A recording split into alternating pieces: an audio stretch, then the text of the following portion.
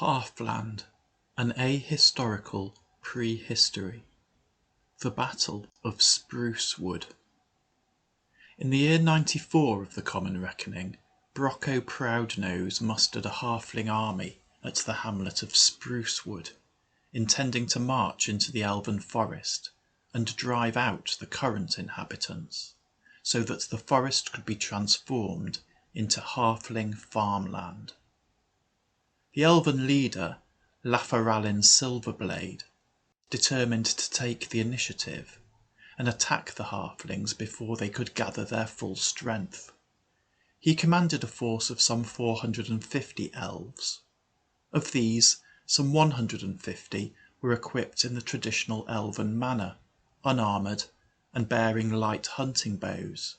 But, encouraged by their leader, the remaining 300 elves wore coats of mail to withstand halfling arrows and slingshot. These were split evenly between Lafarallin's guard, carrying shields for further protection against halfling missiles and armed with swords, and his longbow elves, carrying heavy warbows. These warbows hit hard, and could do so from a range beyond that of the bows and slings of the halflings. It was a fine morning, and Brocco was reviewing his troops. He had approximately 150 archers and a similar number of slingers, and 300 spear halflings. He had arranged these forces in tidy ranks, with a group of spear halflings on each flank, and was addressing some inspirational words to them when Lafarallin Silverblade launched his attack. The elven strategy was straightforward. A party of archers would move up on each side of the halflings, loosing arrows into them from both directions. Lafarallin's guard would then charge into the centre of the halflings and hack them to pieces. The unarmoured elven archers moved first, gliding silently and smoothly forward on the elven left, creeping through the fields up to a wall, from the cover of which they could rain death upon the unsuspecting halflings. But the halflings were not unsuspecting. At least some halflings were not engrossed by Brocco Proudnose's speechifying, and as the elves reached the wall, these halflings raised the alarm. Some of the halfling slingers reacted quickly, and before they even had a chance to nock their arrows, elven archers started to fall. And now the bulk of the halfling slingers formed a line, so more of them could launch sling stones at the elves. The halfling slings outranged the elven hunting bows, and so the elves were unable to target their tormentors. In any case, the elves had a more pressing target, as a group of spear halflings advanced menacingly towards them. A few of the elven arrows bypassed halfling shields, and accordingly the spear halflings on that flank suffered a few casualties.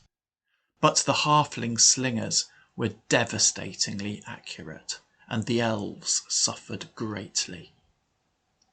On the elven right, the elven longbows had now moved into position. Elven arrows were loosed at the spear halflings on that flank, and several more spear halflings met their end. The spear halflings fell back, retreating out of range. Brocco Proudnose lustily blew his horn and ordered his halfling archers to advance and deal with this new threat. But on this flank the elves had the advantage of longer range weaponry, and half of the halfling archers were shot down before they could close to a distance at which they could shoot back. There was some consolation for the halflings. Even as the elves enjoyed success on their right flank, the last archers on the elven left were eliminated by the halfling slingers. The slingers had little time for rejoicing in their victory. Lafarallin Silverblade and his guards came charging out of the forest, swords drawn, glinting menacingly, silver in the sunlight. Up to the hamlet of Sprucewood they ran. They leapt over a wall and piled into the halfling slingers. But even as the elven guard crashed into them, the halfling slingers kept their nerve. Mail coats provide protection for the body, but no protection against a slingstone in the face. And at close range, the pale faces of the elves were an obvious target. Many of the elven guard fell, even as they raised their swords to strike their halfling foes. The gaps in the elven line were filled by the comrades of the fallen, and a fierce melee ensued. On the elven right, the longbow elves looked to follow up on the havoc that their initial volley of arrows had wreaked on the halfling archers, and advanced toward their adversaries, seeking to finish them. But this brought them within range of the halfling bows, and the elves soon discovered that elven mail was not proof against halfling arrows. Meanwhile, there was a pause in the melee between the halfling slingers and the elven guard. Many halflings lay lifeless on the ground, but the elven guard had been driven back. The two groups of antagonists glared at each other, catching their breath. And on the elven right, the longbow elves continued to advance, exchanging arrows and casualties with the halfling archers. The halfling slingers and elven guard continued their face-off, and then one of the elven captains realised that no slingstones were being launched in his direction. Concluding, correctly, that the halflings must have run out of ammunition, he led his contingent of 25 or so of the elven guard charging back into the halflings. The elven guard had already discovered that a mail coat does not provide protection for the face. They now discovered that neither does it provide protection below the mid-thigh, and the halflings were of an ideal height to take advantage of this. They fought off their attackers. The remaining elven guard hesitated, unwilling to close with their diminutive adversaries. The halfling archers had been reduced to a shadow of their former strength. Brocco Proudnose was exhorting the spear halflings who had retreated from the elven longbows to advance back towards those very longbows and shore up the halfling left flank. The spear halflings expressed a preference to remain out of range of those particular weapons. But both Brocco and his spear halflings had misjudged the situation. The longbow elves had now advanced to a position where they were already in range, and they provided a practical demonstration of this by launching a volley of arrows at Brocco and his reluctant soldiery.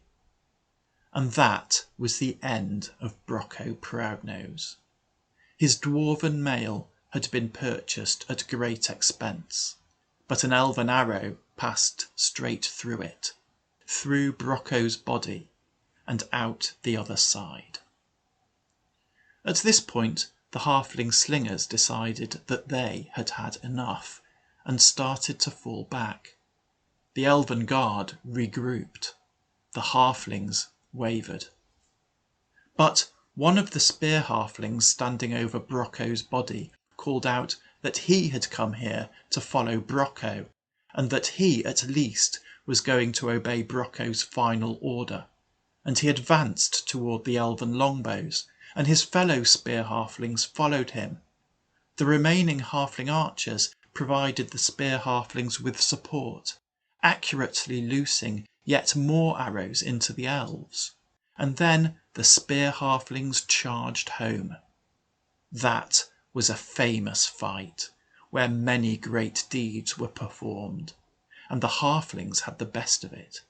The elven longbows withdrew, and seeing this, Lafarallin Silverblade ordered his guard to retreat, and they too slipped back into the woods from whence they had emerged. Thus ended the Battle of Sprucewood.